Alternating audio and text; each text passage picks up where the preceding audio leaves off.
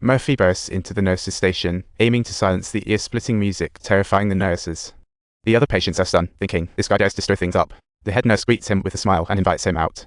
Outside, Murphy continues to plead for her to turn down the music, but the head nurse says, keep it down, the old folks can't hear.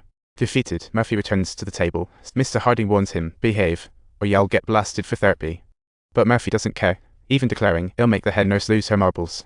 So, during the next day's meeting, he's the first to raise his hand. Let's push this meeting back 2 hours to catch the baseball game. The other patients nod vigorously, as if they've discovered new land, but the head nurse shoots it down without it. For her, the schedule is like the constitution of the asylum, and she's the president, calling all the shots. To crush Murphy's hopes, the nurse proposes, let's take a vote. Come on, show me what you've got. Do you guys want to see the world? Despite Murphy's intense encouragement to raise hands, ultimately only 3 brave souls raise their hands, even though the rest secretly crave change. They seem thus, Murphy's first challenge to the nurse's authority ends in total failure. That night, patients bicker over a game, and Murphy, out of frustration, grabs a squirt gun and sprays, wake up, folks. Him not missing that game, he bellows, willing to break windows if necessary. Eventually, he hatches a plan to dismantle the laundry room to break a window and escape. In the end, Murphy still comes up empty, but as he leaves, he smirks and says, I gave it my all, good grief, at least I tried. His words spark something in the other patients. The next day, the head nurse starts growing a stuttering patient again. A nearby patient, unable to bear witnessing any longer, comes up with an idea and blurts out, by the way, that game we mentioned yesterday would also be an excellent therapy method. Consequently, the nurse reluctantly provides another voting opportunity. This time, everyone eagerly raises their hands, confident of success, but the head nurse rejects them due to lack of participants. With a total of 18 patients, they needed 1 more vote to pass, just clearly making it difficult for them. After all, most of them can't communicate normally, but Murphy is determined not to give up. He hustles between them, desperately seeking any willing hands, but receives only silence in return. Just at the moment when he is about to give up, the orderly unexpectedly raises his hand, hopefully asking the head nurse to turn on the TV. However, she still relentlessly denies his request. In the eyes of the powerful, any resistance is just a joke. Murphy, both furious and helpless, catches a glimpse of himself on the TV.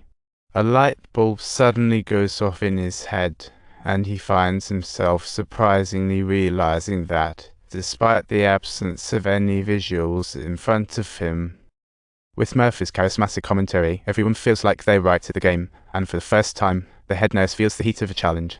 The next day during outdoor activities, Murphy pulls the basketball player under the wire fence and hops on his shoulders.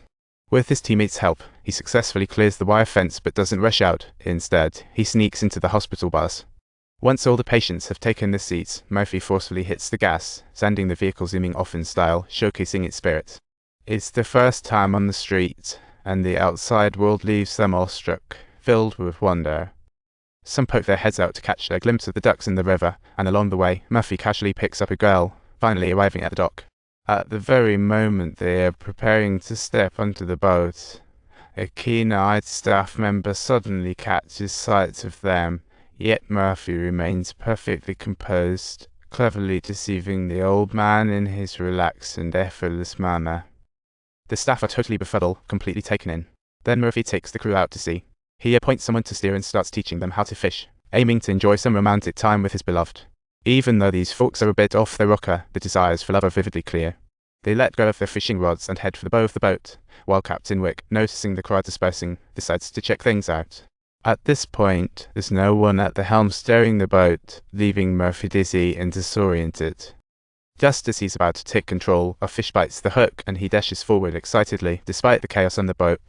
Everyone experiences unprecedented joy. Laughter fills the boat as they return to the dock at dusk after their adventure.